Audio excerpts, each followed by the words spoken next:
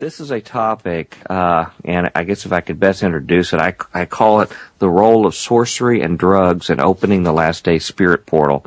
That's how it was presented at the Last Days Conference this past April in Nashville. But it really was initiated based on a chance story we reviewed on FutureQuake, probably around the end of 2008, regarding this chemical DMT, which I will talk about here more so in just a minute. But it had some mysterious history to it, not only as a hallucinogenic chemical or a psychoactive chemical, but its religious connotations to it. And this really intrigued me, and it was an area I had not really looked into. I've not been one that had a history of partaker of drugs, even alcohol. So I really didn't know much about this material other than what's known to the general public. That led to some more research on my behalf and more interest in doing sort of a foundational show back around January 2009. I invited Dr. Lynn Marzulli to sit in as part of our discussion of my research on DMT and similar drugs. And at various times, I've taken an interest in furthering and advancing my research in this area. And I'm getting more and more convinced all the time that this is an area that all people need to be aware of, particularly the Christian community, because we've been very lax in understanding what goes on in this concept of sorcery and the role of drugs and the spiritual implications itself. And that's really the context of my talk. So if you don't mind, I'm going to proceed further. And Chris, please feel free to interject, ask questions whenever you like along the discussion as we go here. Okay, great. The whole purpose of this talk, and just to give you a little heads up here, is to educate, first of all, on some history of sorcery and drugs in spirit contact, in use in spirit contact, both from secular and biblical records. Try to explain the impact of sorcery activities in the modern era as well, too, which is another fascinating topic. And from there, reveal some current developments in the revival of interest in sorcery today. And then proceed to propose some hypotheses on how these activities can actually fulfill Bible prophecy. And conclude with some suggested activities today that I think may fulfill the model, the prophetic model that I will propose, and then close by recommending some action to actually address this threat. So, moving into the body of it, I first need to clarify some definitions for people of some terms that they may not be familiar with. The concept of the word or term theurgy, and I'm going to give you a definition here. It's the practice of rituals, sometimes seen as magical in nature, performed with the intention of invoking the action or presence of one or more gods, especially the goal of uniting with the divine, achieving kenosis, or perfecting oneself. And kenosis relates to having a union with what is fundamental in reality, the one, the source, or monad. So it's a key purpose of conjuring these particular spirits to achieve a desired spiritual end state. Now, there's two types of this. One is called invocation, and invocation is best defined as a form of possession. And this is where an individual's normal personality is replaced by another. This would be the kind of thing you would see when channeling occurs, when you see this spirit comes on someone. Another definition is to draw a spirit within one's body, or within one's own body. Even shamans do this. Medicine men, shamans, Wicca practice this activity. The other approach is evocation, and that is calling or summoning a spirit, demon, god, or other supernatural agent is the definition. And even Aleister Crowley, who is well known to anyone who studies the areas of the occult, he has his own definition just to distinguish between the two. He says to invoke is to, quote, call in, just as to evoke is to call forth. In invocation, the macrocosm floods the consciousness, so the outer spirit world comes in you. In evocation, the magician, having become the macrocosm, creates the microcosm. So, in his view or understanding, the magician becomes the controlling universe and then is able to summon forth gods. So you will hear invocation and evocation all the time, but invocation, they come in, they sort of take you over, they speak through you, for example. Evocation is when they actually appear or manifest themselves in some form before you. Another term people need to understand is what this word sorcery means. Sorcery, if you look in a simple definition, for example, in Wikipedia, it's called the manipulation of magic. But I'm very interested in what the ancient world says, and particularly the Bible. In the Old Testament, the Hebrew word, it's kashef, I believe is the pronunciation, and it relates to sorcery or witchcraft. In the New Testament, there are actually two words that are used. One is mageo, and that means to be a magician or to practice magical arts. But the one I'm really interested in the most is the term pharmakeia. And pharmakeia is the use or the administering of drugs involved in sorcery, magical arts, and often in connection with idolatry and fostered by it. So drugs are a key connection, and obviously you see the word pharmakeia and its connection to pharmacy and what we know is administering of drugs. And the last term I just want to make sure people are clear on is this term shamanism. And probably a simple definition is shamans are intermediaries between the human and spirit worlds. So these are a very, very ancient form of people that do this particular function itself. Now, just to give you a couple examples that we have in the ancient literature where these events occurred, if you go back and look at the book of First Enoch. Now, First Enoch, if your listeners are not aware of that, is a book that some consider writing that is worthy of consideration as being factual and accurate. It is quoted in the Bible, in the book of Jude, and elsewhere in the Bible, which gives it very special consideration. The book of Enoch has been kept in the canon of the Ethiopian church since its earliest days, one of the earliest segments of the church body. So it's something that's considered in great esteem. Some portions of it, particularly as you get later sections that may have been written at a later date, cause more concern and conjecture. But anyway, First Enoch is held in great esteem, and it talks a good bit about what happened when these angels, 200 angels, came down to cohabitate with women in the days before the flood. And this event is alluded to in Genesis chapter 6, as well as, again, in Jude and a few other places in the New Testament. But a couple of these people, and these are in foreign tongues, so I'm not often able to completely pronounce them correct, but Semjaza and Amoros were two of these leaders. In fact, Semjaza is considered possibly the ringleader of these angels who, as the Bible says, left their first estate and came down to cohabitate with women. It says that later they were judged for this at the time of the flood and were actually imprisoned in a special place called Tartarus. But one of the things that the book of Enoch says that they did was they taught mankind enchantments and root cuttings. Now, enchantments is a key word as used in the Bible because it relates to using this drug-related sorcery, and root cuttings are basically using the kind of things like you associate or connotate with classical witchcraft, where you get these roots and cut them out and make potions and spells and things like this. So it suggests that there was an effort made by the dark forces to take the initiative to contact mankind and to introduce them and teach them these techniques. Now, one of the most venerated godlike characters in all of recorded history is Isis. Isis, the goddess of Egypt, which was a goddess whose worship was continued throughout the Greek and Roman era as well. She was probably the most robust religious figure to maintain support even as new kingdoms came along. She was the goddess of magic, and again followed in Egypt and later in Greece and Rome. In the story, the main story involving Isis is that she was actually married to her brother Osiris. And Osiris was confronted by Seth, or Seth. Seth is the correct term. And in their battle, Seth was able to destroy him and actually cut him up and send him away.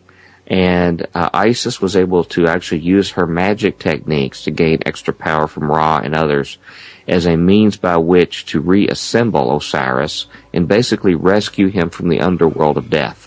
So she was able to get him from underground in the underworld, bring him back, and then, of course, helped birth Horus, which was really a reincarnation, according to the mythology, of of Osiris itself. But it's key to remember that these were brother and sister figures who were also had this relationship, and also that she took the initiative to rescue him from the underworld and release him.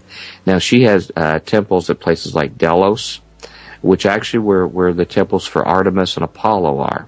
And if you study the literature, you will find that her image, her attributes are actually associated with Artemis and a few other mythological figures that have, in essence, the same description.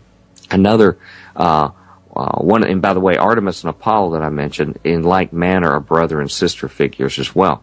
Hecate is another mythological figure from the ancient days. She was the Greco-Roman goddess of magic and witches.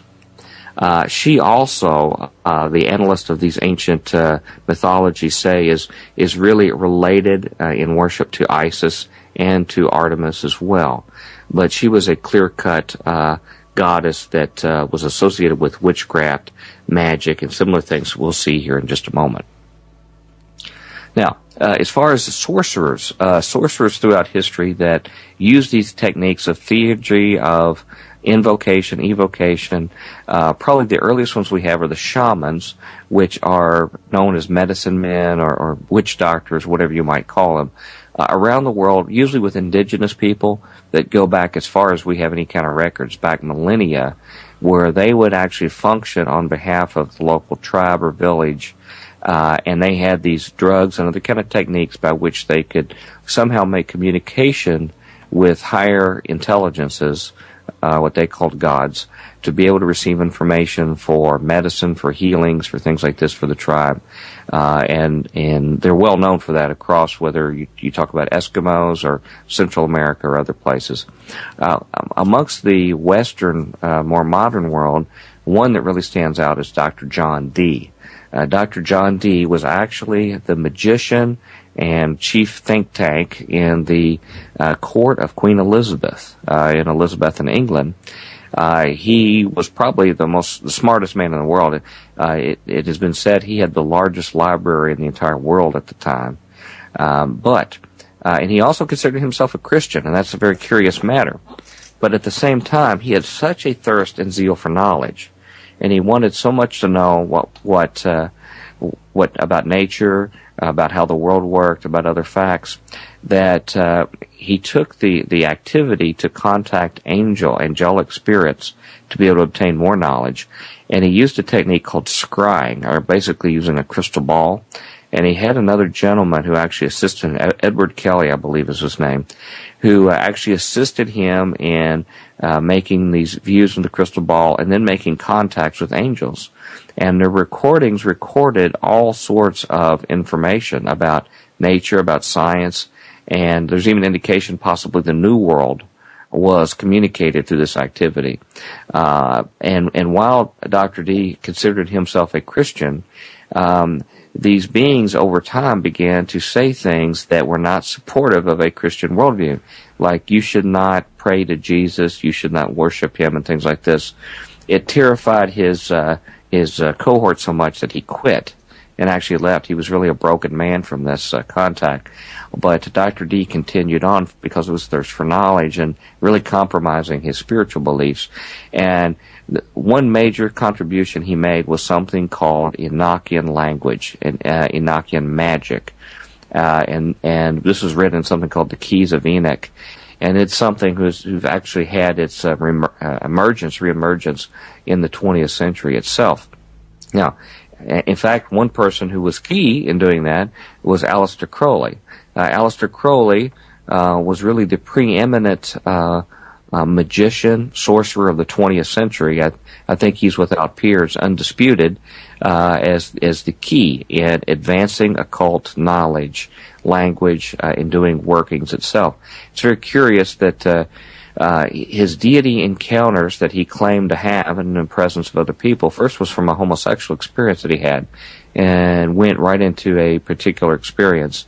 I'm studying more about his background right now, but there are a number of characters from the spirit world that he claims to have contacted him. One was called Iwas and dictated to him something called the Book of the Law. Later one was called Lamb, And he's drawn pictures of lamb. This is back in the teens, 19-teens, and the picture looks remarkably what we associate with alien grays today. But he taught ceremonial magic as well as the ritual use of drugs. And he was a very big proponent of drug taking as a way to bridge the gap to be able to make this contact with the spirit world, both at his abbey of Thelema, where he liberally gave away drugs, and even his own addictions that he had as well to it. Another gentleman I can mention from the 20th century that played a critical role was someone by the name of Jack Parsons. Jack Parsons is one of the most little-known people in American history, but one of the most disturbing persons in background.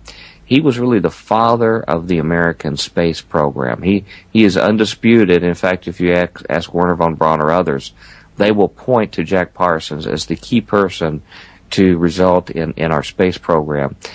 He not only made our first rockets that were used in World War II, but he founded the Jet Propulsion Laboratory. He founded the Caltech rocket program. The rocket company Aerojet, for example, was founded by him. But he was a full-blown occultist. He called himself the Antichrist.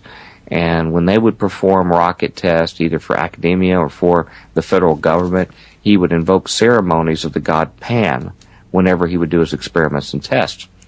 And he took on the mantle and ran the occult group, the main occult group in America out of Southern California, and was in direct correspondence with Aleister Crowley, and really was seen as his protege.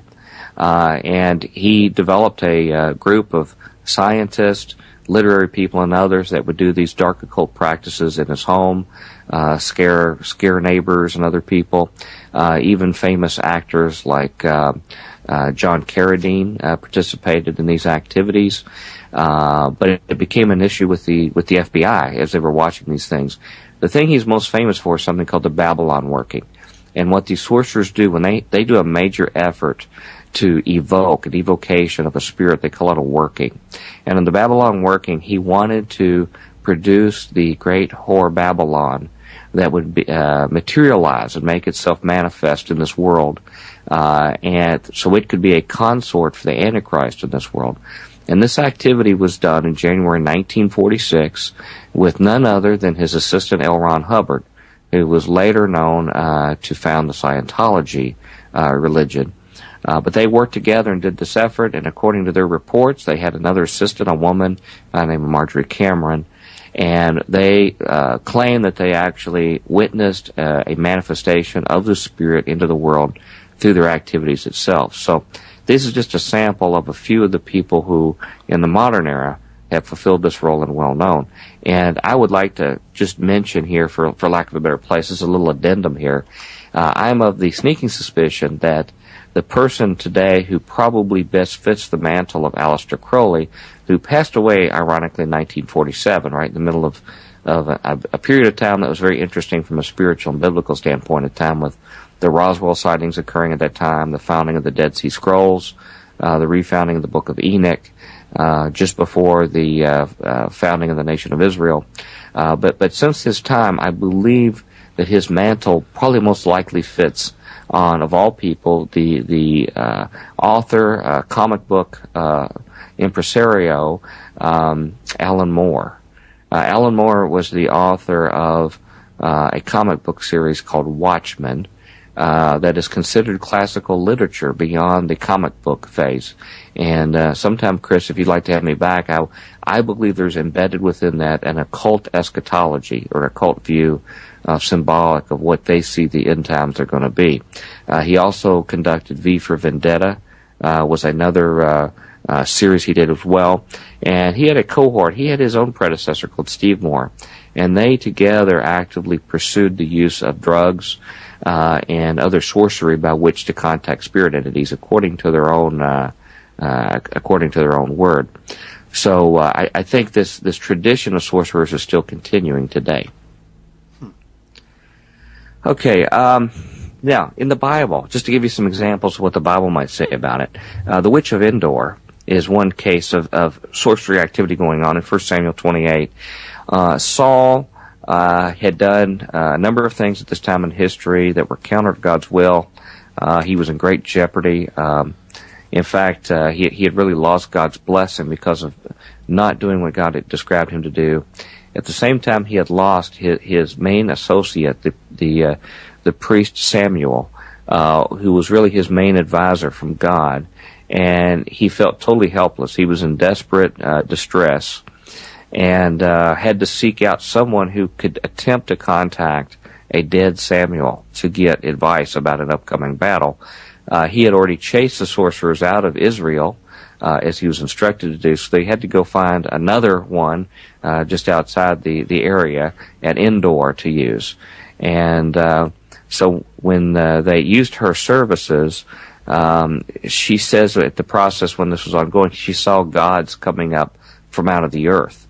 And that was the thing she saw. And in reasons that I can't fully explain what happened, for some reason it appears that she was permitted to bring forth Samuel for a special purpose, and this purpose was to send a message to Saul that he was doomed and that his life would be taken from him in this upcoming battle. But this process occurred, and in fact it seemed as if even she was startled at his appearance, and suddenly realized that Saul was in her presence, who had disguised himself. So that was a sort of a classic event of a sorcery event. Then we have a character in the New Testament by the name of Simon the Sorcerer. Simon the Sorcerer, at the time of the book of Acts, had an entire town spellbound by his sorceries. They were pretty much entirely under his will. However, to some extent, he had succumbed to the message of the gospel. And he proceeded and was baptized, but he fully did not understand the full nature of what it meant to become a disciple of Christ, because he tried to buy the Holy Spirit from the apostles. And he thought this, I guess, looking back on his old days as a sorcerer, where you actually had to put money down to gain new information, new gnosis, new magical power. He saw the work of the Holy Spirit and he wanted it for whatever reason. But he was, as you can imagine, he was chastised for this and severely rebuked. And ironically, he was told he was of the wormwood of hatred for this. And I want you to remember that word, wormwood and hatred, because they are associated together. They do have a later connection to sorcery, I believe. Now, another very harrowing event also in the book of Acts was regarding worshippers in Ephesus of the goddess Diana, which is the same goddess is known in Greek as Artemis, someone who we'll be talking about shortly. The whole town basically was devoted to the worship of Diana. When Paul and others came in preaching the gospel, many turned instead to Christ and caused a major revolt, particularly by the idol makers, which were the people who were making money off of the support of worship of her. And they brought the people there into a citywide chaos of wrath. The word wrath is used there, thymos, which is described from that passage as a passion, angry heat, glow ardor, wine of passion, which either drives the drinker mad or kills him with its strength. So that's the definition from Strong's Concordance of the word used there. We're not talking about just a general run-of-the-mill anger, something that was a rage that would either drive someone mad or kill the person because of this. So I think there was something spiritual going on. And those in your audience who are familiar with Pastor Russ Dizdar and his discussion about an upcoming Black Awakening, where massive numbers of people are going to have possibly submerged demonic personalities called forth, have been placed for a future day or hour. Their kind of activity of chaos sounds similar to what happens in this passage. And in this discussion of Diana, they mention that an image of her that was in their temple there locally had fallen from heaven. So they had this idea of her being in the heavens and falling down into the temple itself. And I just want to tell your listeners to keep these elements in mind, because they're going to be cited again.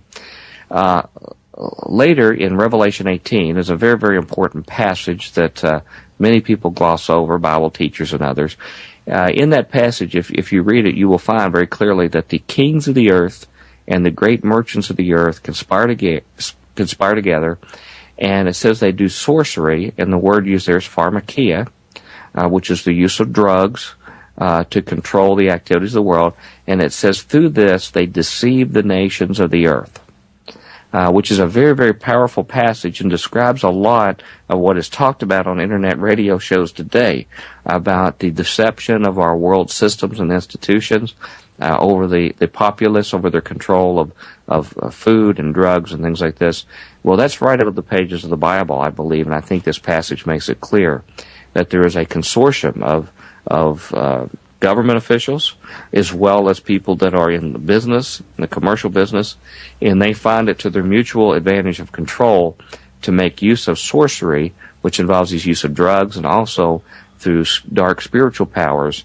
And the net effect is they're able to deceive large portions of the world public in their process of this communication. Now, just going into some details of some of these chemicals that we're talking about, some of the more common ones.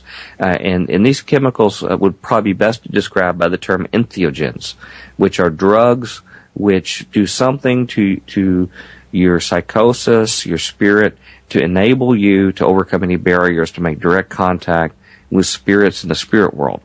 And some of the natural substances include something like, I believe it's pronounced psilocybin. It's basically known as magic mushrooms. It's the ingredient in the hallucinogenic mushrooms. We have another chemical called scopolamine, which is also enclosed in chemicals like or plants, natural growing plants like belladonna, henbane, witch's herb, and even something called angel's trumpets, which is very ironic given a later reference we're going to make here. DMT. And its use in a blended form in ayahuasca tea made by the shamans in the Amazon area. And then we have mescaline, which comes from peyote and similar sources like this in Central America. Now, there are man-made chemicals. We have not been satisfied with the natural entheogens. Man has decided to make his own more concentrated versions, and some of these are things like LSD, chemical DMX, which I'll mention more just in a moment, and even commonplace alcohol, in certain cases, does a very effective role as an entheogen. Now, just to comment on two of these, dextromethorphan, or DMX, believe it or not, is just used as the key ingredient in common cough suppressants. If you go to the drugstore and look for your cough suppressants, they're going to have a DMX symbol typically on them. Unfortunately, according to news reports that are out, it is widely misused as a psychotropic drug by at least 3.1 million Americans. And that's just young Americans that are using this very common over-the-counter drug, taking it in portions that will actually create some kind of spiritual contact. And the reports I have said that they've documented entity contacts, out-of-body experiences, and other paranormal events by use of this simple chemical that we have in our own drug cabinets. Now, scopolamine was used actually in early forms of Percodan, and now it's being used for various depression drugs right now. So it's a common use for this. It was used by shamans in their burundanga plants, plant where they used it for their contact with the spirit. It is now considered, its usage is a virtual epidemic in Colombia, in similar places right now, and it's actually been used as a robbery device where people will be slipped this drug and actually be robbed or have other things done to them without their memory, where they lose their memory of it. And it's been described that when people use it recreationally, it will create what they call realistic psychic events.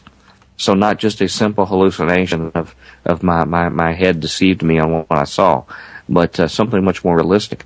And this particular chemical has traditionally been used by witches and sorcerers to see their gods.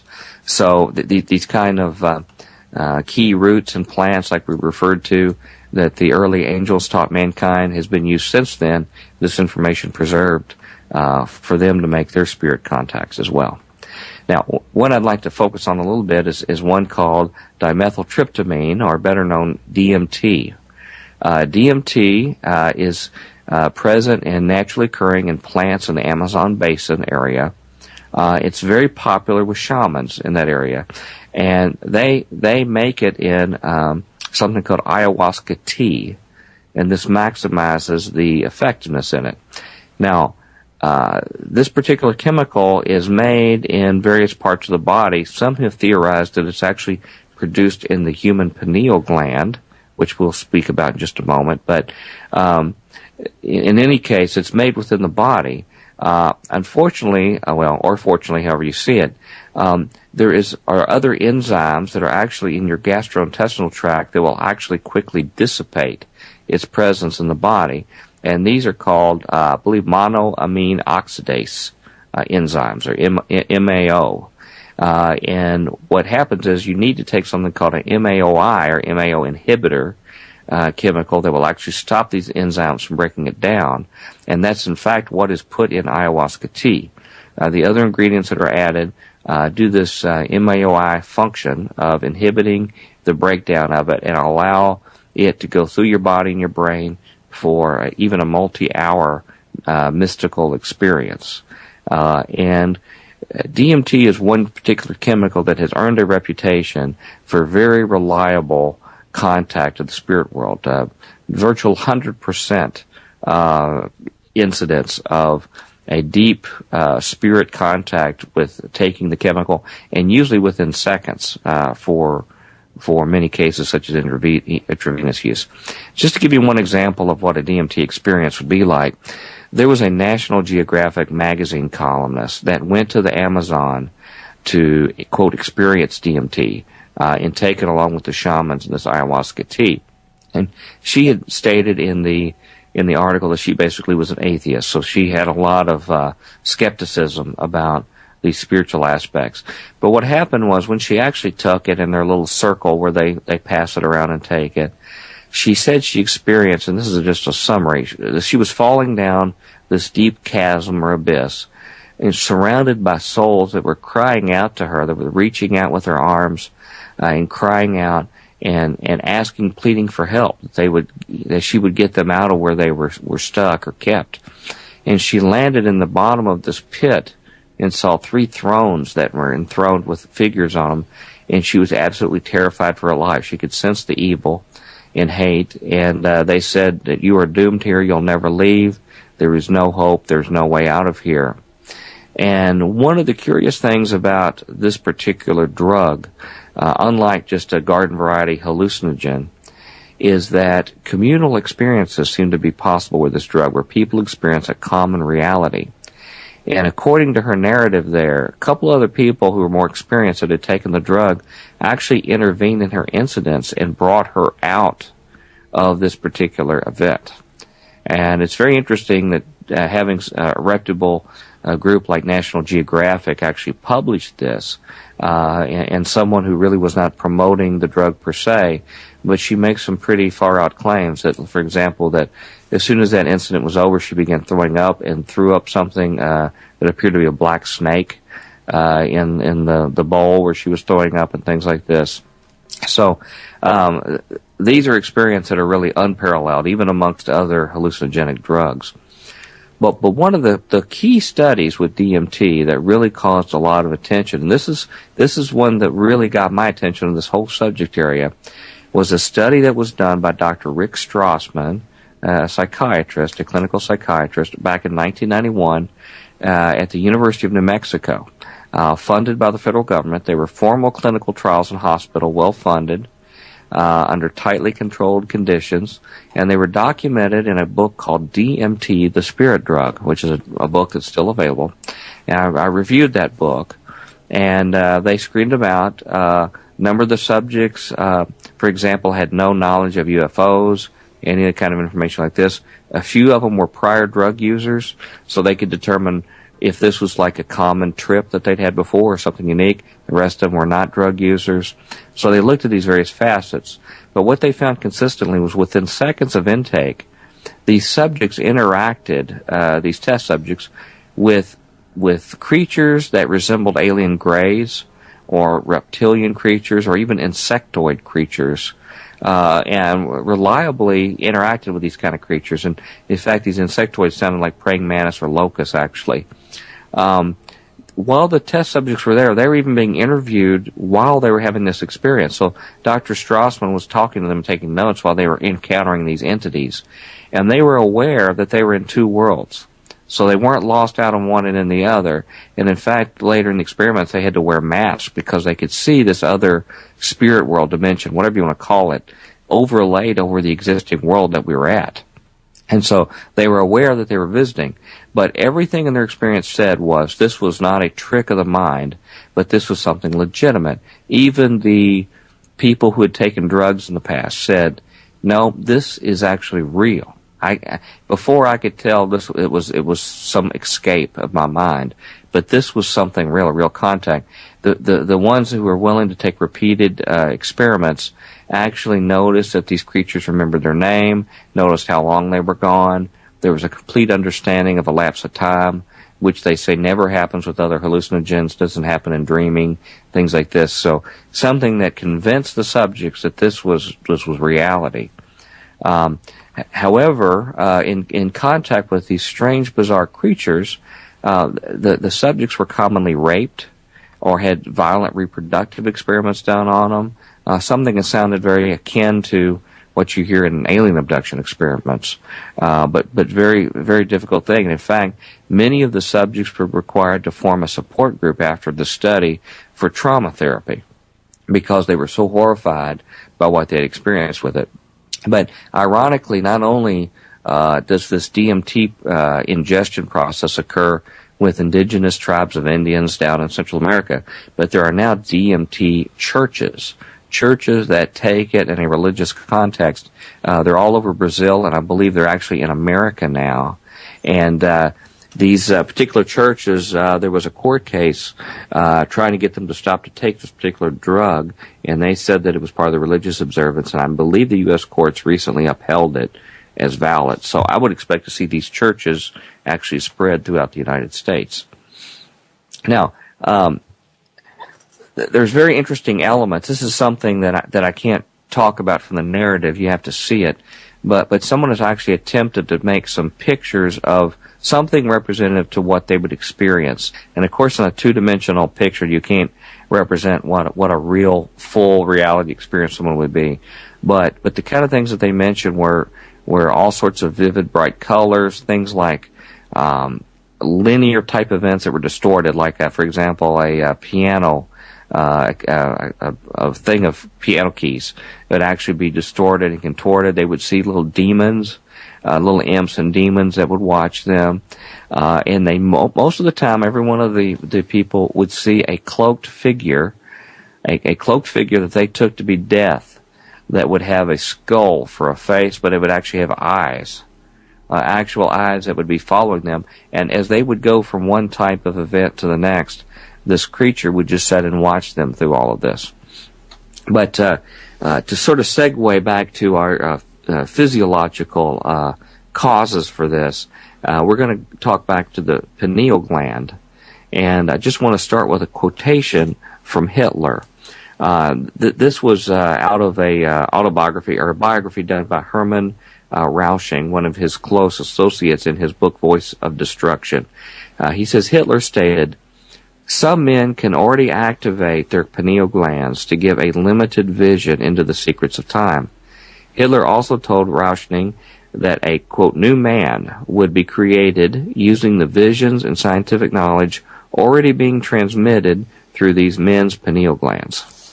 So this is something that's known to be something very special for a particular period of time. Now, to further explain this pineal gland, that Dr. Strassman believes is directly connected to the production and use of DMT. The pineal gland is a gland embedded in the center of your brain, directly behind your forehead, almost right between your eyes, surrounded by the brain. And it's called pineal gland because it is shaped like a little pine cone. Looks just like a pine cone, about 6 to 8 millimeters in diameter, but it's this pine cone shape. And it produces chemicals like serotonin, DMT, and other similar tryptamine chemical, serotonin, which affects your general state of well-being, melatonin, which is a derivative of serotonin, is created in the pineal gland. One of the ironies, just little tidbits about the pineal gland, is that fluoride in water will actually calcify it. And that's why you can see a pineal gland on x-rays in older people that actually is calcified, which would tend to suggest that it would inhibit its capability, if whatever its capability might be.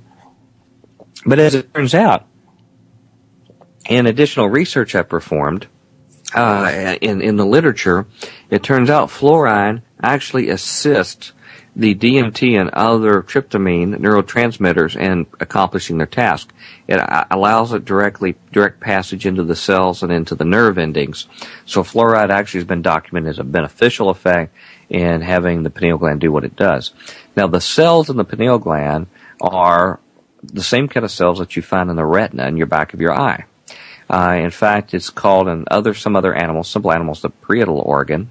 And the reason why is it functions literally as a third eye. It has light sensitivity. It'll actually transmit information from light, really just like your eye does. Now, it may process it in a different way, but it actually takes light signals, converts it into something for the brain.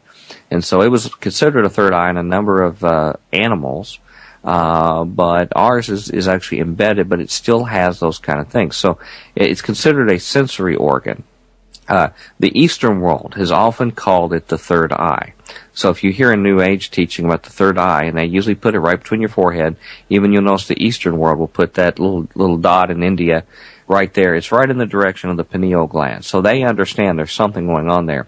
One interesting author of the early 20th century, H.P. Lovecraft, who was the most prominent occult author, he had a very famous book he wrote, a story called From Beyond. It was later made a movie. But in this story, a machine was built that actually would stimulate people's pineal glands, people who came close to the machine. It would actually use that as a technique to send them into an alternate dimension. And these alternate dimensions were populated by very malevolent beings, so that they could actually harm and even kill people that were there. So he also was one who envisioned technology as a means by which to stimulate this pineal gland in a connection dimensionally. René Descartes, the famous mathematician and philosopher, he thought that the pineal gland was the physical portal to the spirit world. That was the place where everything going on in our body and mind went through that point to connect somehow spiritually with God or whoever. Now, something that I would propose is just a hypothesis, something for consideration, is that neutralizing this action of the pineal gland, I think, is a possibility that it might be part of what's alluded to by the flaming sword in Genesis, that actually keeps man away from the Garden of Eden and from partaking of the tree of life. This was initially just a hunch of mine, because there was such a close connection between mankind and the Garden of Eden and spirit beings, whether it be God or whether it be Satan or others. Obviously, man showed that he was incapable of being able to act responsibly in that kind of close environment. And my initial suspicions were that in addition to having a physical angel with a physical sword and a physical garden, that there was an additional representation there of some kind of protective block that God put to try to keep our actions of using some kind of means of using our pineal glands to contact the spirit world. And my suspicion was further augmented by the fact that these dark, fallen spirit beings came down shortly after the fall and began showing natural ways for men to actually use natural roots and things like this to overcome this barrier that was put in the body. This MAO, as I mentioned before, is present in your gastrointestinal system and will actually dissipate DMT unless you inhibit it and provide extra DMT. And in fact, that's what these particular roots do that have been used of old in folk religion, in Wicca, in activities like this. They were taught by these fallen angels, and I believe it was to get around what was involved in this protection, i.e. the flaming sword in Genesis to keep from the tree of life. Now, to support that, I've done some research in that passage again. These flaming swords, along with the cherubim that were there, were placed to keep man from Eden and from the tree of life, or the place of God's presence, the place of the delights of spirit contact and communication. Cherubim were always seen in the Scripture as God's guardians. And here they were guardians to protect the path of the tree of life. If you look at these words, you'll actually see it. It's a path or direction that they are actually inhibiting in the Hebrew. Now, the word flaming in this particular passage in Genesis chapter 3 is the Hebrew word, I believe it's pronounced lahat. And the meaning of flaming, its primary use is to use occult or magical arts. It is an occult hidden from view meaning, which is very fascinating. In fact, that same word is only used in one other verse in the Bible, and it is used to describe the enchantments of the Egyptian magicians. The Egyptian magicians, when they confronted Moses and they threw their rods down and they became snakes, the enchantments they used, and that self-same word that the magicians described there, were ones who knew secret occult practices, according to the definition of the Bible. This enchantments was the same word used here for flaming. Now, the word Cherub, I believe, is pronounced, is in fact representing a sword, a knife, or, curiously, a tool for cutting stone. So the flaming sword described in this passage, that the sword, the Hebrew word for the sword itself, can represent a sword or knife, but a tool for cutting stone, which makes me wonder, is there any connection to this ancient knowledge of stone cutting tools and Freemasonry, and a connection of these tools being needed to be overcome to reestablish this connection? The last word there, where it says that it goes to and fro, waving to and fro, is a Hebrew word, hifak. And that particular word actually means not only to go to and fro, but to transform oneself. So the possible explanation of these Hebrew words is possible that this particular device used to inhibit our access to the tree is something that is an occult or hidden means of using a sword, knife, or some kind of tool to transform yourself. So there's an inhibition of the transformation. And the discussion of keeping the tree alive, it says, is to inhibit or to restrain. So there's an activity of the cherubim to restrain this activity, this occult activity or hidden activity, using tools by which to transform yourself. So I think that's very curious when we think about passages in the New Testament when it says that the man of sin will not be revealed until the restrainer is taken away, until he who restrains, and then will become apparent that he's there, one should be seen. So not sure if there's a connection or not, but it's very curious. Another case that actually a listener to Future Quake pointed out after one of our presentations mentions, and it may or may not have a connection here, but it is a curiosity. The incident in which Jacob wrestled with God, and God blessed him, God touched the hollow of his thigh, but he wrestled, he faced him face to face. Jacob names that place Peniel, P-E-N-I-E-L, slightly different spelling, Peniel, almost identical pronunciation. Could be just a coincidence. But the word Peniel in Strong's Concordance means, I have seen a divine being face to face, yet my life is preserved. And in fact, he recites this again in Genesis 32:30. So it sounds very similar to the kind of experiences that these people have had where they have seen beings they would call gods, and were in fear of their very life from this contact. But he made it a name there, and whether there's a connection or not, I don't know. But Peniel has a very interesting history after that. It was picked as the headquarters of the northern kingdom of Israel at the time that they went into occult worship and occult practices and set up idols, golden calves idols for worship. They made that the head of the kingdom for the northern kingdom, this particular location. Now, pineal gland, it's typically represented as a pine cone in its representation because of its shape, and that leads to some very curious representations in ancient mythology and in art. If you look in the ancient followers of Osiris, you will actually see that he carries a shaft, a rod or shaft that he carries with a pine cone on the top of the shaft. Similarly, Dionysus, who was a liminal god, or a god that controlled the contact between the spirit world and human world, who actually had a process by which his followers entered an altered state via drugs to be able to make this contact in this ecstatic state. He was known by carrying a similar rod that had a fennel shaft made out of fennel, the plant material, with a pine cone on top of it. And his followers, the maidens, the Menaids, actually would carry a similar staff with a pine cone on top. Well, it doesn't just end at the ancient world. If you look at pictures of the popes, they actually carry a similar shaft that has a pine cone near the top of the shaft itself. The same kind of designation. And in fact, it goes even closer connection. If you go to the Vatican and you look in the Vatican Square, you will find an area called the Court of the Pine Cone at the Vatican. And they have there the largest pine cone statue in the world. And from my research, it suggests that it was actually taken from the nearby Temple of Isis. It was actually transported from there in the early days of the Church, from that temple, and put in the Vatican.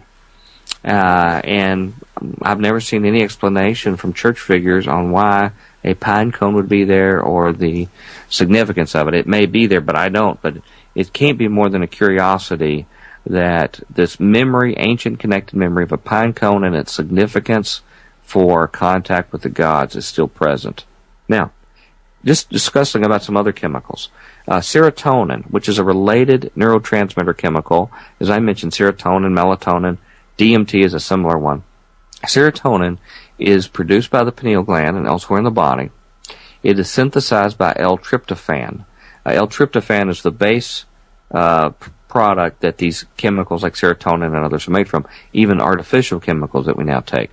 Serotonin affects mood, increases aggressiveness, and even affects swarm behavior in locusts, which is very interesting when we talk later about locusts. But general aggressiveness in people is a byproduct of its uptake. In fact, it is present in the venom of wasps and stingers to increase pain. And there's a particular type of scorpion that was in Israel, that's in Israel now. It's called something like a death scorpion. It actually has serotonin in its particular venom in the scorpion, and it brings you almost to death. It is so severe. It typically will not kill a healthy individual, but it brings them close to death because it is such a severe impact. Now, tests that have been done, medical tests with serotonin, just administering that to people, have shown that people can have religious experiences or similar kind of, or even obsessive-compulsive disorder can come out of serotonin uptake. But religious mystical events occur as well. Now, the artificial hallucinogen or entheogen chemicals, DMT, psilocybin, mescaline, LSD, they all interact with serotonin receptors and basically replace its interaction. So they actually can go in and when serotonin is low and actually replace it and do the same effect on the nerve receptors. Most antidepressants that are taken are focused on altering serotonin levels for the same purpose. So this is a key in affecting who we are, how we perceive ourselves, and our reality itself. Now, here's another curiosity that I stumbled across, and again, it may not be connected at all, but when you hear the punchline at the end of this talk, I want you to remember this process. It may have some curious connection. There is a process by which pine cones preserve their seeds, their internal seeds, to disperse until they're exposed to fire. When they're exposed to fire, they will have a sudden explosion and release their seeds to regerminate. And this process is called serotiny. And serotiny is the process, again, and it's used in, for example, forest fires. When a fire has raged through a thick forest, and these burned pine cones will actually be activated by the fire to release their seeds to repopulate it. I think there is a mystical connection there that hopefully I'll refer to in just a moment. Let me pursue with another entheogen that has its own potential revelations. This is something that not too many people know about, but people are starting to find out about real quick, including myself. And this actually is an alcoholic drink, a spirit, ironically called a spirit, called absinthe. Absinthe is known by most people as the green fairy or the green goddess, and that's because in its normal state it has a pale green color. It is a highly alcoholic distilled beverage. Its key ingredient that makes it absinthe is it uses the wormwood plant. And the Greek name, the official plant name, Latin would be Artemisia absinthium. And it also uses fennel in it and a few other ingredients as well. And remember, we've already mentioned fennel and its connection with the pine cone and these staffs in the spirit world. But again, it has this pale green color, and it makes this very special material, as you're going to hear. Now, absinthe was the obsession of European culture in the late 1800s. It actually has a connection far back to the ancient world. This wormwood-based alcoholic beverage was actually known in the Greek world as absinthites oinos, or absinthe wine, and it was used in the worship of Dionysus.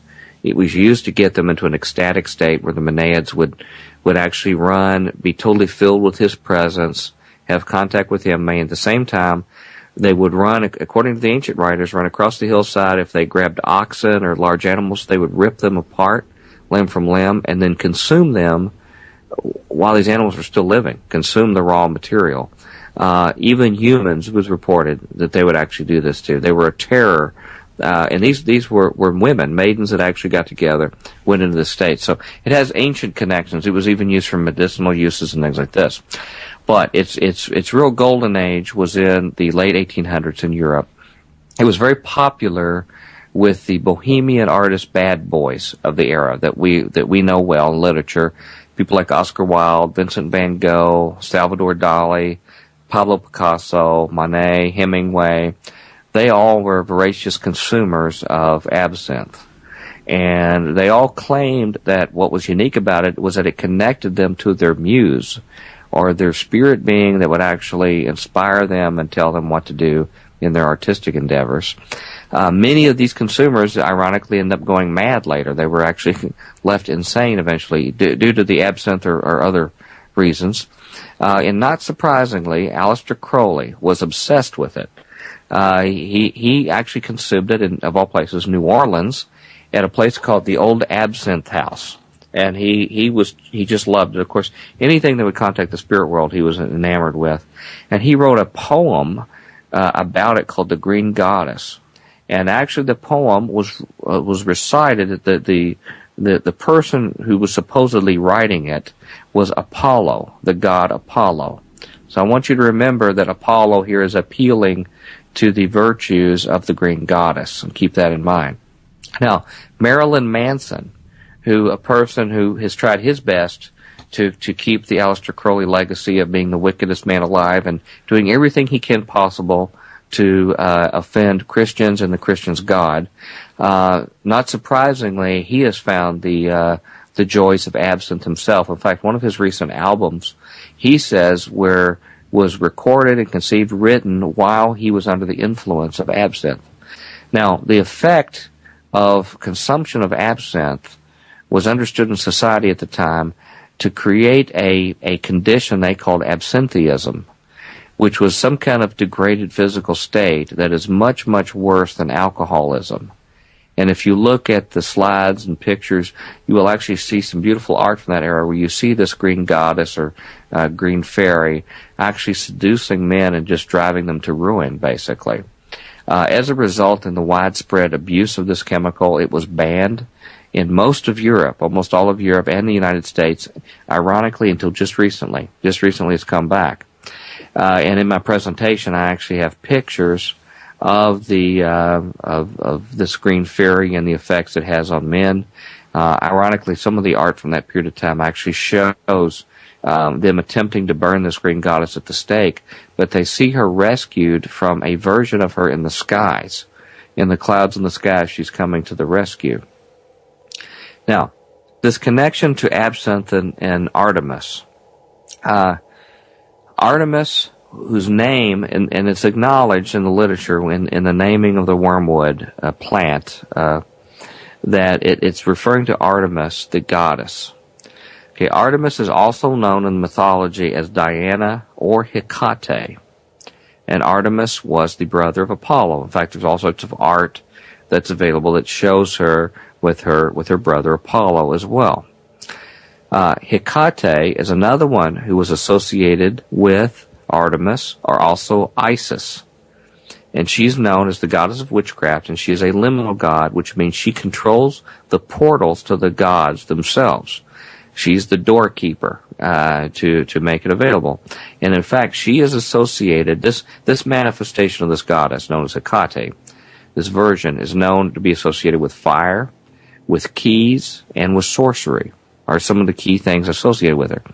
Now, it turns out in their history, this myth and legacy that they've retained, she was the only Titan, or near godlike type figure, which some people associate the Titans even with the fallen angels.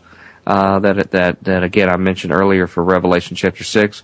Many believe that the Titans are a legacy of these creatures in literature. She was the only Titan that was not banished to the abyss by Zeus, and so just like these fallen sons of God, B'nai Elohim, they were banished to Tartarus, and it ties to the legends of the Titans as well. But she was spared, and what she was known for is she taught the use of plants and the use of drugs to help in witchcraft and in the sorcery activity, and in legendary writings, famous literature like the Golden Ass, she is clearly stated to be the same one as Isis. Now, to proceed further with this line of thought, let's go forward to Revelation chapter 8 and just take all we've learned here so far and look at what I'm saying is a hypothesis, a possible scenario. It's very different than what I've heard other people talk about, and I extend it only as a hypothesis to consider. It's not something I'm certain has connection, but it's worthy pondering. Revelation chapter 8 talks about the trumpet judgments. Okay, so these trumpets are blown. Every one of these trumpets has some association with 1/3, or a 1/3 destruction as a result. And I'm under the presumption this 1/3 was intentional to relate that these judgments are pertaining to Satan's rebels, the original 1/3 that rebelled along with him away from God, and that they're symbolic that all of their workings and their ends on earth are being judged. We see the second trump occur in that passage, and the seas and the ships themselves are impacted. In fact, it's clear that they're talking about real oceans here. There's a big stone that goes down and hits the water like a meteor. It capsizes ships and destroys them. So it's a clear relationship. But there's a third trump that happens, and sometimes people confuse these two in what's happening. But I don't believe it's a redundant punishment of the water. I think there's something else going on here. In verses 10 and 11, the third trump is blown, and it says a great star. The Greek word is aster, and it's described elsewhere in Revelation as being an angel. The word star is used for an angel that falls down. Okay, and this angel falls, and its name is described as Wormwood. Now, the word, if you look up the Greek word, it's G894 in Strong's. It's absinthion is the name of this particular, what I believe is an angel, Wormwood. And in fact, it is a proper name. It says it's a proper name in the Greek, and that it uses a feminine form. Now, I recognize gender can be very tricky in languages, and I'm not a linguist, so I know gender cannot necessarily mean men or women, but it has language uses. But ironically, it mentions this feminine form, and it says it is burning like a lamp or a torch. Now, remember these features of these mythological goddesses we've been talking about. They have an association with that. And it says they fall, just like Diana fell to Ephesus. They fall on a third of the rivers and the fountains of waters. Now, these waters, the Greek word there used is hydror. And the word hydror One of the uses of it is many peoples, and in fact, it's described more specifically in Revelation 17, where the same waters are used, and the angel explicitly explains to John that these waters represent peoples, multitudes, and nations and tongues. So I think it's altogether possible that the same word in the same book is meaning the same thing.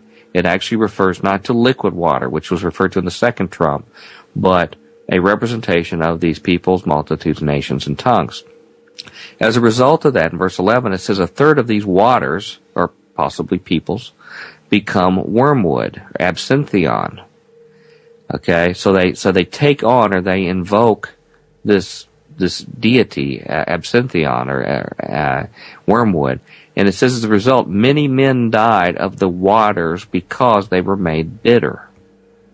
Now again, if we're not looking at physical water here, and this word bitter is actually the Greek word pekano. And pekano means to render angry or indignant. So I see a possibility that you have these followers that have actually taken on the spirit and become bitter or angry, indignant. And as a result of this effect, many people die because of what happens to those who this wormwood falls on. Also interesting to point out in this passage, in the first trumpet you see trees are burned up. The second trumpet you have seas attacked. The fourth trumpet you have 1/3 of the sun, moon, and stars, where there's no shining day or night for 1/3. And as it turns out, Diana, Artemis, Hecate, Isis are all goddesses of the forest, seas, sun, and moon.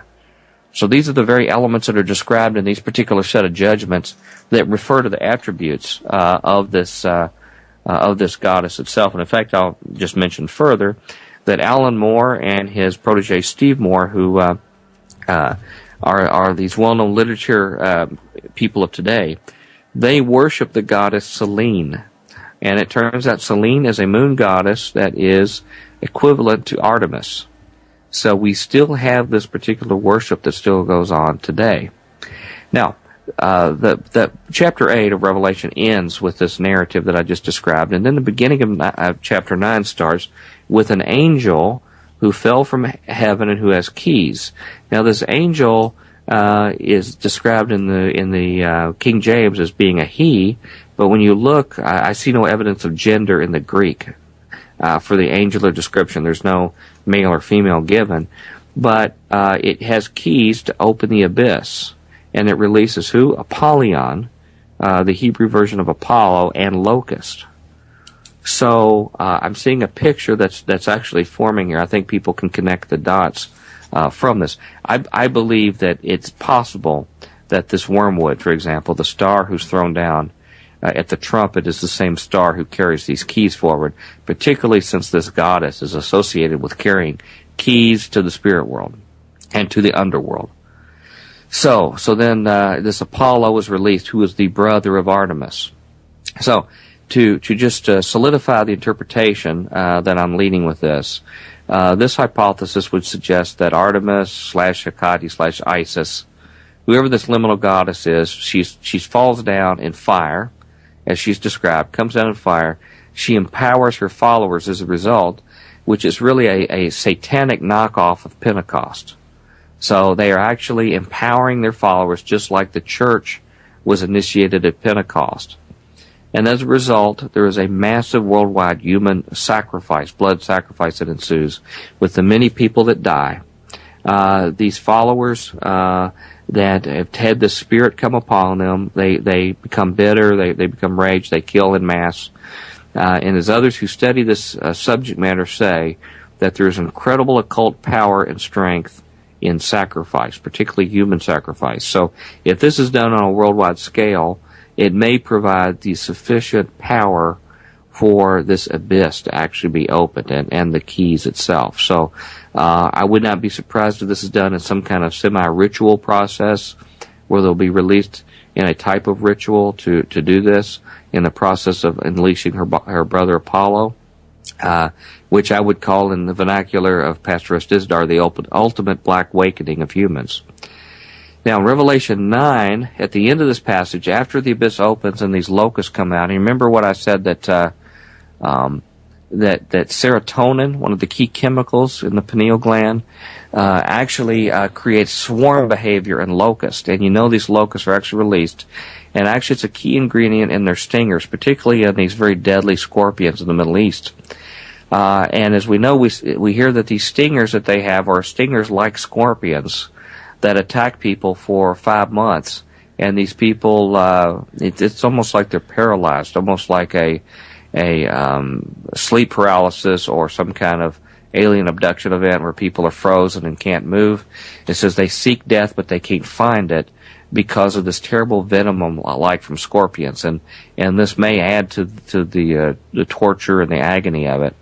But it says after all this is experienced and all of the creatures come out of the abyss and do this to the worldwide population, the Bible says that even then that the people would still not repent of their sorcery, of their murders after all this torment. So there's a connection to sorcery or the practice of rituals to invoke gods, which I think is connected to the events that just occurred that were there, as well as the murders that occurred, which they did on a massive scale.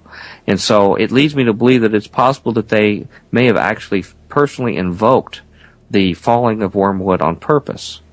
So what we see in Revelation 8 may be an event that happens by these followers, maybe under the direction of the false prophet, but as a result, the Spirit comes down and dwells people, and what happens from there they may not be totally expecting, but they get what they ask for.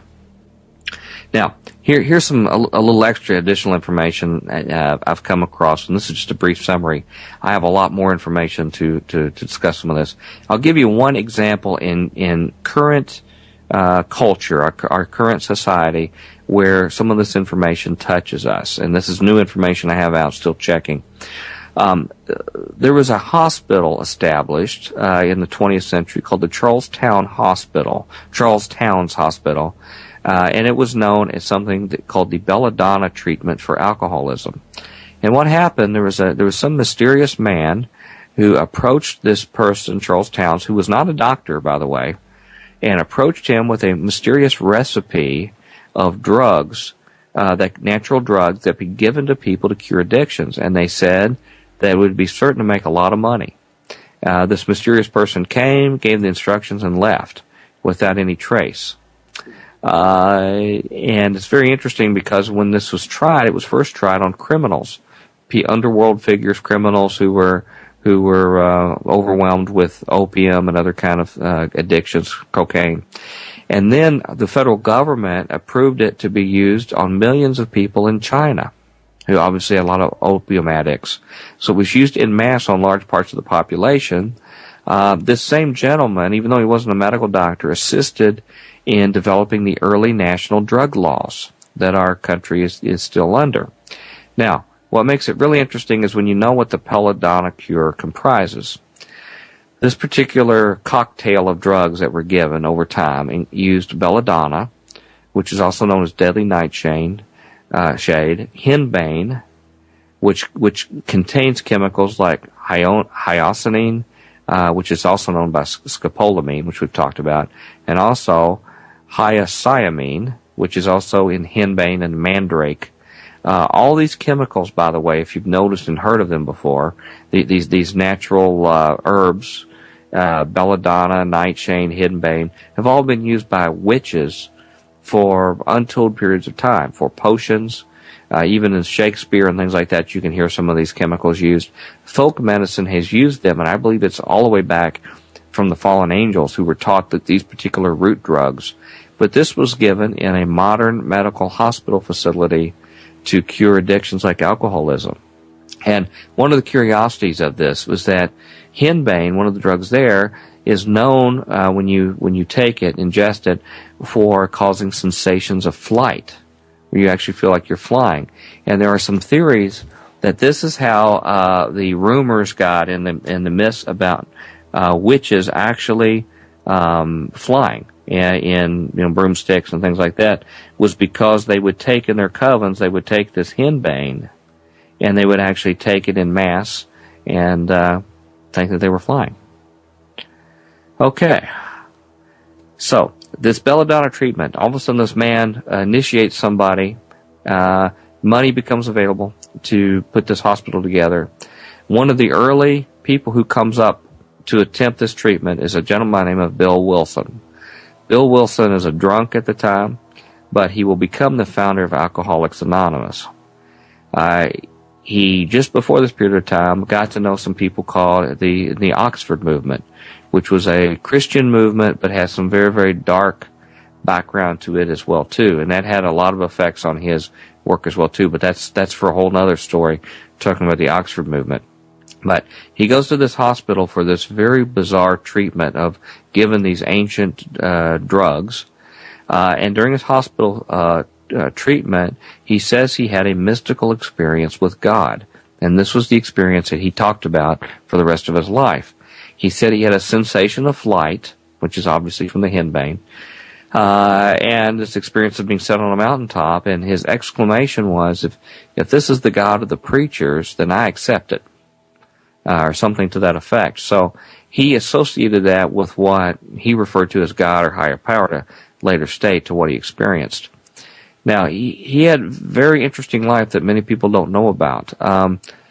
He said that he actually channeled the 12 steps that he wrote about in his book from a 15th century monk, from the resources I have. And this is because he maintained an interest in spiritualism the rest of his life. But he says this came from this other intelligence that provided this information.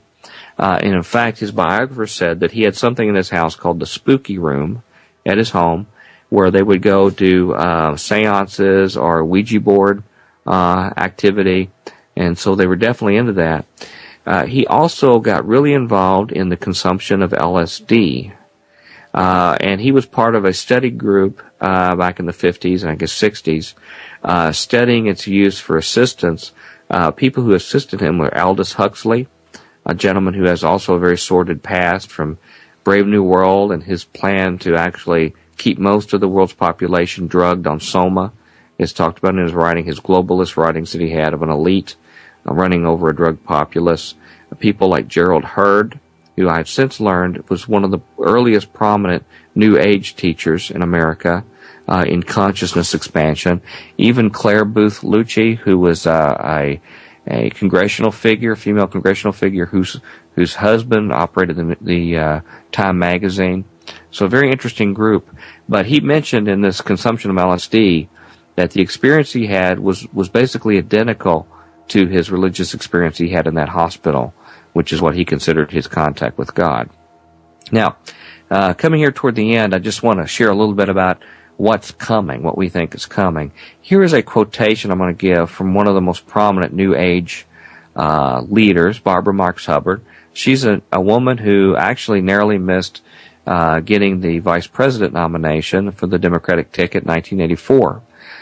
Very influential person, particularly in global circles, and even with some evangelical figures, believe it or not. She had a message that she said she channeled from her spirit, and here's what the message she was given. It says, this is her spirit guide speaking. It says, out of the full spectrum of human personality, 1/4 is electing to transcend. 1/4 is destructive, and they are defective seeds. Now as we approach the quantum shift from the creature human to the co-creative human, the human who is the inventor of godlike power, the destructive 1/4 must be eliminated from the social body. Fortunately, you are not responsible for this act. We are. We are in charge of God's selection process for planet Earth. He selects, we destroy. We are the riders of the pale horse, death. So, this is a plan of spiritual rumble that's planning in our future. I spoke at a conference that was sponsored by the United Nations and World Council of Churches. That is a non-governmental organization, NGO, sponsored by this group, creating a new world religion called the Order of the Transfiguration. And the international conference I spoke at in 2008 had the theme of reconnecting heaven and earth. And the theme, as they described it off the brochure, says that they will be discussing new sciences of consciousness and healing, which could potentially reconnect the worlds of spirit and space in the human psyche. And this is, again, what's being underwritten by the United Nations. And the cover of the brochure has a goddess who actually has the earth in one hand and has these stars in the other hand, where she's reconnecting the stars to earth itself as a type of liminal goddess. Now, a couple more points. There's another interesting character, and this person goes back to the time of the Babylon working with Jack Parsons and L. Ron Hubbard. The female who they say that they conjured her appearance suddenly from an earlier magical working they did was a woman by the name of Marjorie Cameron. She assisted them in the Babylon working in 1946, January, with the goal of releasing the whore Babylon, which they were planning to be the consort for Horus, or the Antichrist, which was the resurrected Osiris. Ironically, she referred to herself later, and she was very prominent after this event. She starred in movies by the occult filmmaker Kenneth Anger. She was a main star of it. She was a head of occult circles the rest of her life. But she referred to herself as a female as the Wormwood Star. So she clearly saw a female personification in their internal teaching to a feminine personality known as Wormwood and as a star itself. Just another quick comment back in Acts chapter 19, the chaos at Ephesus. I mentioned this Black Awakening connection, and I think people can read that to see if there's anything to this mass invocation of demonic spirits in people, that there's sort of a initial run of it in Acts 19 when you see how the people were taken over and almost cost the life of Paul and his followers, chased them into the arena, if I can remember right, or the amphitheater at the time. So, in closing, I just want to say that I'm putting a further hypothesis here that this leads me to suspect that there are plans that are being prepared for a future mass evocation of this Wormwood god or goddess. And there's three aspects that appear to me from the literature that are required to have a successful mass evocation.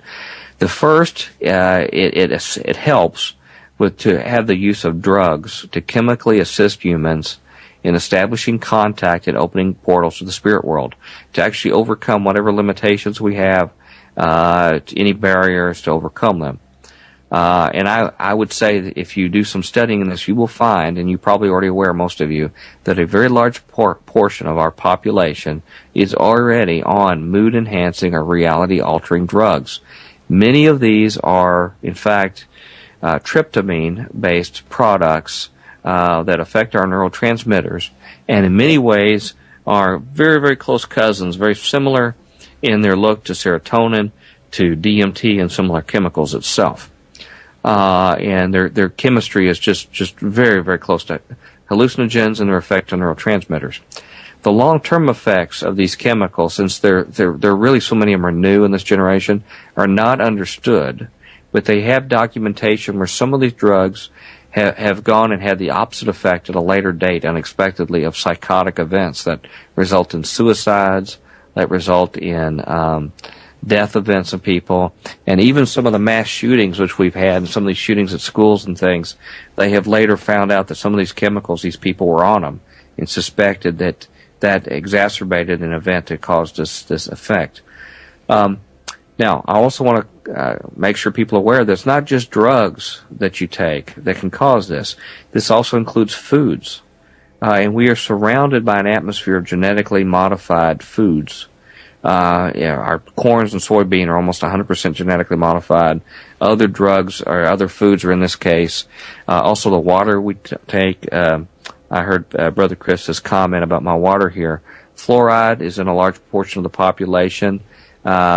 And further study, by the way, I did on fluoride shows that it does have an assisting effect. One would think because of this calcification process in the pineal that it actually inhibit its performance. But other literature I found that fluoride chemicals can actually help take these particular drugs and transmit them and get them through to the neurotransmitters. They help facilitate their function. But our prescription drugs right now are probably the most abused drugs for hallucinogenic experiences or even religious experience, for things that aren't illegal, Sometimes they're prescription, sometimes they're over the counter, but those are being used right now. And to keep an open mind on what we ingest as being possible use for sorcery, I'd just like to remind our listeners that what did Satan offer Eve for her first experience like this, her first mystical experience to be illumined and to know knowledge?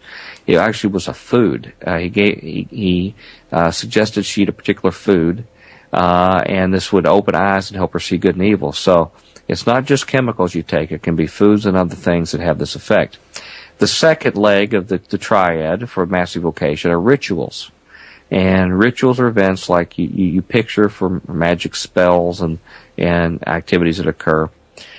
My hypothesis and my suggestion is that rituals, the reason why they're a key component to the evocation is they have some kind of effect in focusing faith. That there's some further human limitation in being able to stay focused in the spirit world, and rituals assist humans in being able to stay focused. And that's why the Bible is very, very careful, I believe, about graven images, because graven images can actually serve that function of focusing faith in bad directions. And that's why icons, I think, are a real danger. Any kind of graven images like this that can focus faith, one has to be careful on, because what one might accomplish with it. And I believe these rituals are already going on in our mass media. I think we're already becoming acclimated. In fact, probably leading the charge amongst the media are our movies and our music for doing overt pagan occult rituals in our music with our top artists, in our movies as well too. If you see sneak previews in the movie theater, almost every one of them are about some kind of occult activity, and such activities are ongoing. In fact, we've even gotten young people acclimated through Harry Potter and other things to make this just sort of a normal part of what's going on. But then we have TV. TV is doing the same thing too. I mean, we have video games that actually have these kind of activities. And even if you look at single events like Super Bowl halftime shows and things like this, these kind of events are happening over and over again, acclimating us for this importance of rituals. And in fact, I would just go back, just to give you another example, to the early days of Nazism, when they would have these Nuremberg demonstrations. Those were carefully constructed rituals to focus people's faith in Hitler and this ancient belief system that he was selling. And so we're being prepared in a similar form, I believe. Now, the last leg of the triad are willing subjects that are willing to invite the spirit or host. I believe God puts a protective barrier for those who do not want contact with the spirit world. Usually, when we are harassed by demonic spirits, it's because we've allowed some portal that we've opened a door for them, whether it's a Ouija board or other occult activities or things like this. And so they need to get the population more willing to invite these hosts. And I believe that there is a major PR effort, public relations, that have been going on for decades in our society and our media to create sympathy for the devil and for other dark forces.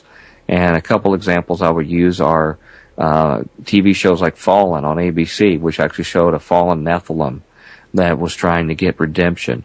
This movie Legion, which actually showed Michael the Archangel rebelling against God on our behalf because in their storyline God wanted to destroy us, along with Gabriel, and Michael comes to fight God on our behalf. Even shows like Medium, which put a happy face on these kind of activities of connecting with the spirit world. And I think you will find for other people who don't fall for these kind of things that there are more subtle things, very kind, gentle, light worker type New Age activities, the environmental movement, Masonic activities, Masons, yoga, martial arts. These all can be seemingly unassuming adult entryways into inviting, becoming acclimated and inviting portals for these kind of evocations. And I just want to point out here that human assistance in this process of bringing forth these three aspects may not always even come from willing or even witting subjects that are aware of what they're doing. There can be, many executives in movies and television, other kind of things, and publishing, who aren't aware of this kind of stuff and do not realize they're even promoting it. Not every one of them wears a cape and horns in the back, although there are some that do. I would submit that probably most Americans that aren't Christians, their basic gods mostly are Mammon and Bacchus. They worship money and they worship pleasure and anything that they find fun or fulfilling. But they can be unaware subject to help promote this activity. So in conclusion, I'd just like to say that in summarizing, drugs play a key role in opening portals and contacting the spirit realm. And not all, but many, but not all of them are hallucinations, and many of them are well documented that cannot be explained by just mere hallucinations. The consumption of substances with psychotropic properties are becoming increasingly significant in their impact in recent days. Some are done wittingly, some unwittingly in this process. And again, there's new developments as far as additives to our food and water to expand it. And this evocation scenario that I've shown here, even a black awakening response by the subjects, can even be consistent with at least one biblical interpretation or understanding of these passages. There are actions, I believe, now behind the scenes right now to prepare for this event, that it is premeditated and being planned, and that I do not know, Christians may or may not be around to see this event when it occurs. But I would submit, even if we're not, the impact is already happening in society with the number of people who are succumbing to the spiritual impacts of drug consumption and other kind of occult activity, and as well as the increase in psychotic violence that's occurring. So the final actions to take to close this, actions to take in response, I suggest. One is control the substances you and your family ingest. And that requires, and that's all materials, drugs, food, anything you take. And that requires education, a substantial commitment on your behalf for education, tempered by reasonableness and balance. One can become paranoid in the subject, so you've got to be reasonable, but be smart, be informed in your decisions, and invest the time to be aware of what you ingest. Now, not only the physical intake, but also the intellectual and spiritual intake as well. So control the audiovisual programming, and where that programming is for a purpose, that you and your family are exposed to. And I believe that's not just limited to what we're used to of controlling profanity, sex, and violence as being dangerous to our families. Like, for example, kids shows and things like that. I think if you watch some of the children's shows today, there are psychedelic elements and even magical elements that don't register necessarily in profanity or violence or sex, may not even be kicked up with protective software, but you need to be aware of the worldview that you're being taught to your children. I also think that you should talk to your children, even if they're older teenagers, about a real Christian worldview, a real one, and a Christian perspective to what is being expressed in the culture media.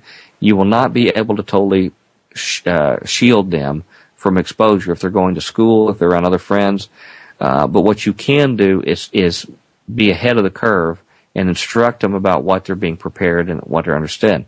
And what you will find is that it will not be a turnoff to your children. They will actually be fascinated by the material similar to what's been in this presentation and some of the radio shows like Brother Chris's show and things. They will be fascinated to hear about this, and it'll be a way for you to connect with your youth about this. And you can also fill the void. If you have to limit certain entertainment and other content that they can have, there can be some very interesting Bible study that goes on, sharing with Christians, and there's even some fiction, some action fiction and things like this that are done by Christian, from enlightened Christians about these topics that can actually have healthy understanding for them and something that can actually fascinate them. And also, I think you should take time to warn family and friends, churchgoers, and the public. Many of them will not understand when you tell them about the information we've covered here. Even Christians, it will be too overwhelming for them. But I recommend that everybody listening here take the risk anyway to share this information with people you know, and hopefully they will appreciate it later. And I'd like to quote a passage as the final word here that maybe you could consider in a different light from what you had before, given what we've covered right now. This is from 2 Thessalonians 2, verses 7 and 8. And I'm gonna include the Greek words in here with some definitions, some of the alternative definitions within Strong's Word. It says, "For mysterion, or mysteries, religious secrets, which are confided only to the initiated and not ordinary mortals. For mysterion of iniquity doth already work. Only arti," Greek arti, which means now at this time, kateko, which means that which hinders the Antichrist from making his appearance. Only now at that time, that hindrance is occurring until genomai, which means to arise, to appear in history, come upon the stage, will come out of the mesos, or the midst. And then shall that wicked be revealed, whom the Lord shall consume with the spirit of his mouth, and shall destroy the brightness of his coming.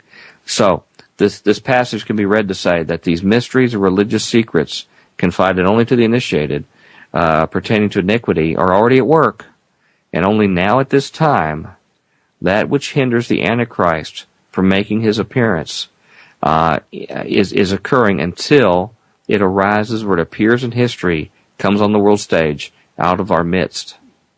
And then the wicked one will be revealed. And I think this is consistent with the discussion narrative we've had today. And that concludes my presentation, Brother Chris, on this information on spirit portals and drugs.